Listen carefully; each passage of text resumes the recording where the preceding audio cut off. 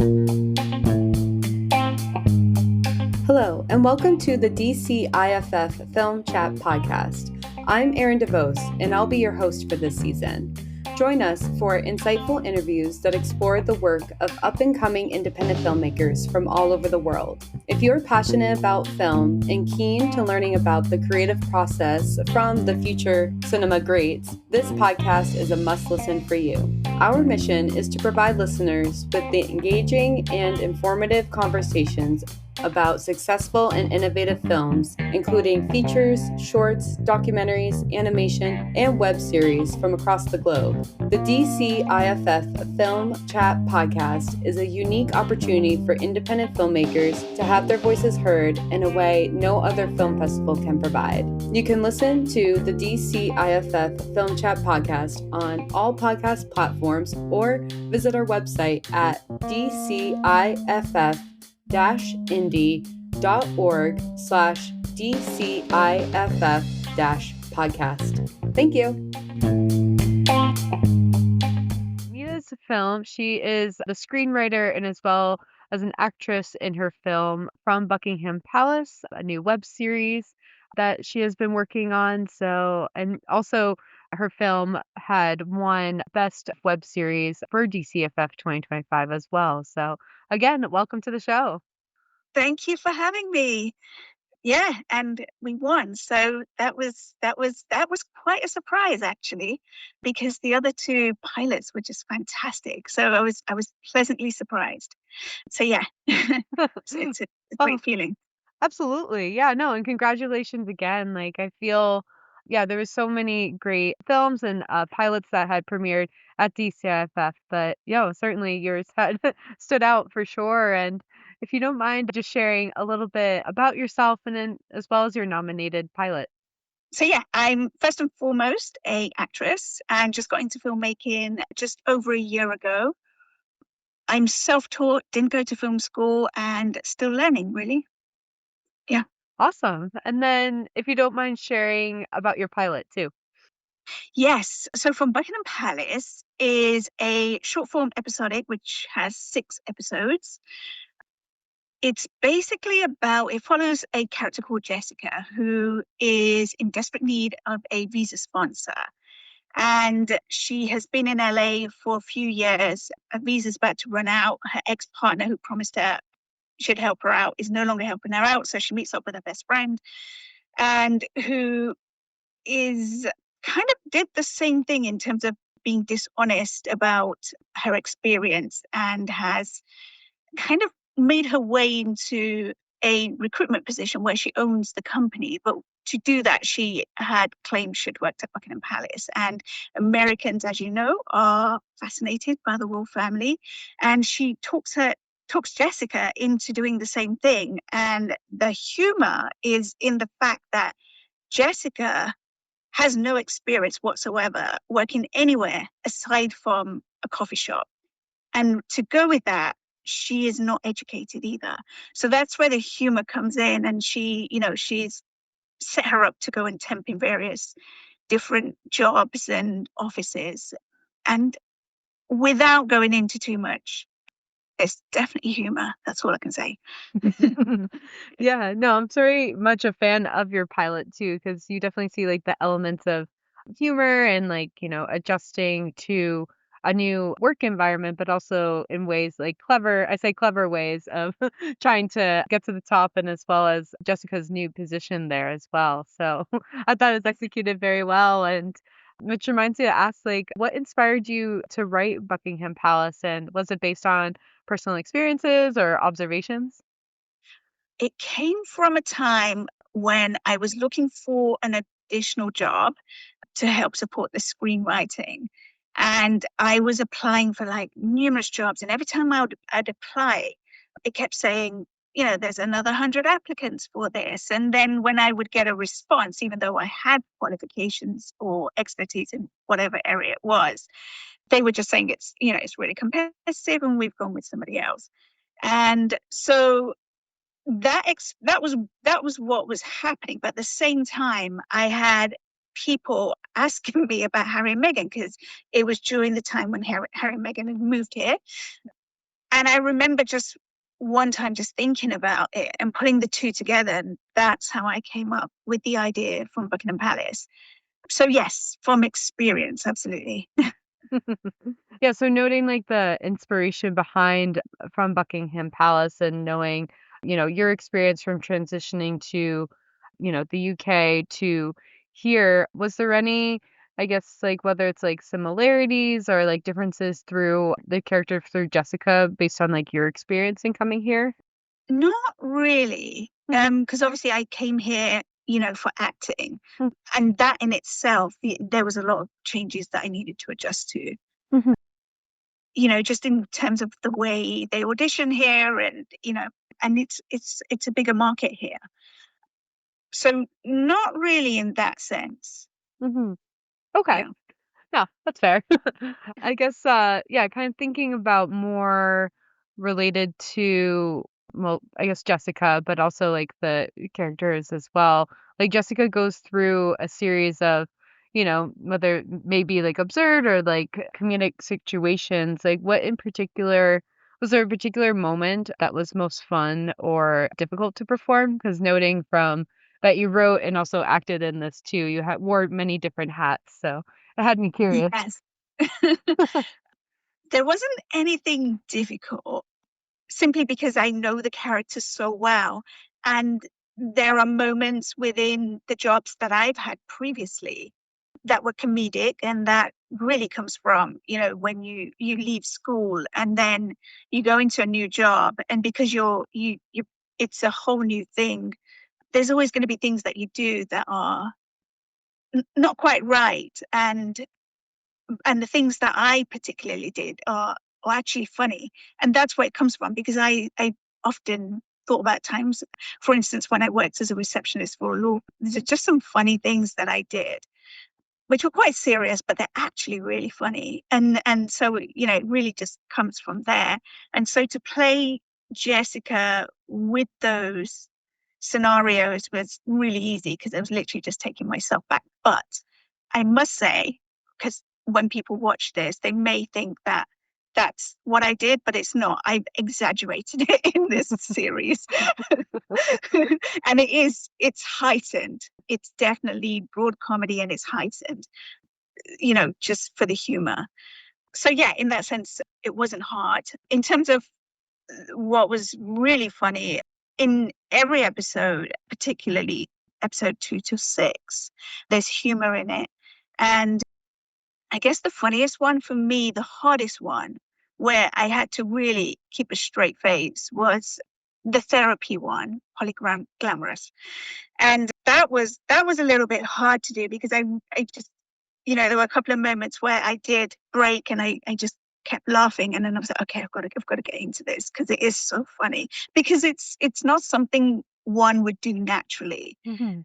But yeah, we got there. And it still makes me laugh when I watch it because it's just ridiculous. I love that. And especially like in film, like when you're able to like see yourself in that scenario and then also trying to hold yourself back. I always give you so much credit and other actors as well because I'm just like I feel like I would crack very often. And Yeah. yeah, and you had mentioned oh, what was that? It's comedy. Yeah. So I had fun writing it, I had fun playing it, so yeah, and now watching it. Amazing. And you'd mentioned episodes 2 through 6. Have those been built out yet or filmed? Yeah, 2 to 6. So Okay. I filmed 6 episodes. Yeah, because at DCIFF we only got to screen 4 of them. So, because of timing. But yeah, they've all been filmed, it's all completed. Yeah. That's amazing. Yeah, no, I definitely would love to see, well, I mean, the rest of the rest of the series, but then also, yeah, just showcasing yourself out there. So Yeah, I mean, you should definitely come to one of the screenings. Yeah. definitely. And I through so another like through the perspective, well, I guess this kind of relates to the comedy aspect. Like if there is, if you could like revisit Jessica's, oh, sorry, let me rephrase. If you could revisit Jessica's story in a longer format, like what do you think she, or what do you think she would be in 5 years? I think in 5 years she'd probably be doing the same thing as her best friend, where she'd probably have her own company. Mm-hmm. And I think, the idea with this really was not so much for distribution, but development. And I think it's because it was written, just I think when I first started, the first episode was very much a sketch, and I kind of just went with it and created it into a web series, but it definitely has potential. And so I think, if we were to develop it into a TV show, we could add so much more layers to the character in terms of her backstory, where she comes from, the people in her world, friends. And so, yeah, there's a lot we can do with it. Mm-hmm. Yeah. Oh, certainly. Because, yeah, that also remind me of another question too. Like, as you're reflecting, like, on, or as we're both like reflecting on like Jessica's journey, it really showcases kind of more larger like societal issues, like particularly around like immigration, privilege, and identity. Like, was there anything, I guess, related to her journey and to yours where you can kind of see those types of broader conversations coming out of this? Yeah. I think I would say from a personal perspective, in terms of myself, not Jessica, Mhm. we're very different in terms of the fact that I didn't have I didn't have the best education growing up, just because I wasn't always fully engaged, because I had like a little bit of a troubled childhood, as a teenager. And so, there were certain aspects to it where if I was to go back, I wish I'd done better, but the situation wouldn't have allowed it anyway. And so I'm basically self-taught in a lot of areas. Mhm. And so, and then also, I'm also a Christian. I became a Christian when I was 20. So I have a spirit for myself. I have a spiritual background, which plays a huge part in everything that I do, my personal life plus my acting. So with Jessica, she doesn't have that. It's just a simple case of she was uneducated, and she's kind of just going with the flow of things. And really, she doesn't know very much, and she's just kind of incorporating anything people tell her, and she's kind of learning along the way. Mhm. And again, the humor for her comes from watching TV and then playing it out. Reading books and thinking, oh, okay, I'll just say that to make myself knowledgeable. So yeah. No, yeah, no, that's so true. And yeah, I know that was kind of, I guess, like the way I phrased the question was definitely, it felt like on my end, but I felt like you did a really good job executing that in the sense of, yeah, because I always like to see or like, see if there's like a deeper like meaning to that and like finding like those personal experiences, but as well as, was where society is driving us. So it had me think on those terms. Yeah. And then I know, well, Randy, the director, was unfortunately unable to come, but what was it like to bring like your story to life and also collaborate with him? Oh, fantastic. He read the script, and he just understood the comedy straight away. He really did. He was great.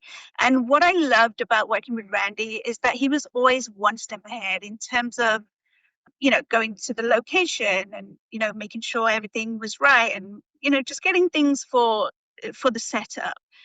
All my actors enjoyed working with him. He's very experienced, and I'm just so glad to have him on board. He was really good. And I remember one of the episodes that we worked on, there was something in the script which we were going to show early, and he said to me, what if we don't show it or talk about it or even mention it, but just show it in the scene? And it was something in the therapy session, actually, which worked really well. And I did exactly what he told me to do, and it just worked so well. So, again, in terms of like him understanding the comedy and the way in which I wrote it, he was right there with it. So yeah, Hmm. it's great. That's amazing. No, I'm so glad that the collaborative effort, like you guys like really worked well together. And especially as I mentioned, like how many hats that you worn. And so to be able to have like the director kind of provide that outside perspective that hasn't been thought of before is always amazing. So Yeah, yeah. It's great when that happens. So yeah, I was very lucky. Absolutely. And I guess through, that question too, like, did the script like evolve significantly from the first draft to the final version? Oh, yeah. They say writing is rewriting. And I did several drafts on it. And even up until the day we were filming on a couple of episodes, I was doing a little rewrite in terms of like some of the jokes, really, just adding a couple more or changing a little bit of the dialogue. And actually, if some of the lines, taking some of it out, just, in terms of timing. So yeah, there was definitely a lot of changes. Mhm. Oh, absolutely. Well, no, this has been such a fun conversation and, learning through like the ins and outs of creating the pilot and as well as your perspectives. Thank you, Nita, so much for taking the time to chat with us today and learn more about your pilot and as well as the creation process. Was there anything that I may not have asked or anything that you wanted to share on the podcast? Well, I just hope that, because I shared a little bit about my background in terms of schooling and not doing so well, I hope that for anybody who wants to get into filmmaking or writing or acting, whatever it is, and doesn't have the qualifications or the experience, I hope that this encourages them because even though you may not have gone to film school or drama school, whatever, there's other resources like classes and YouTube videos and you can absolutely teach yourself. So and that's exactly what I did because I don't have the money to go to film school. And really my first and foremost love is for acting. And I will always continue filmmaking because mainly as a writer, because I love writing and I have so many stories to tell. And I just hope that the way in which I, taught myself through books, other people will be able to do the same. And I just want to encourage people just to just do it. And again, with finances as well, I self-funded this one. I wouldn't advise it for everyone because it is something you've got to pay off after. Probably crowdfunding might be the best thing. But, you don't have to spend so much to create something amazing. You could even do a short, like a 3-minute film and use your iPhone. Mine wasn't on an iPhone, but find people to help you out. We've got good cameras. So I did that and I just asked for favors. So yeah, I just hope it encourages people. Definitely. No, and we appreciate that advice too, because there's so many filmmakers that have diverse backgrounds, like whether they Mhm. had gone to school or have been self-taught and, self-made in that sense. So it's very inspiring, especially to also like our high school, well, I say the high schoolers, meaning like the attendees of our high school film festival, because that's always such a topic we talk about, like whether it is like going to school versus, going like a different route. So I think Yeah, if anything, like it encourages and inspires anyone to keep creating and keep growing. And as you mentioned earlier, like how you're continuously learning. So, and that's the yeah. beauty of this process.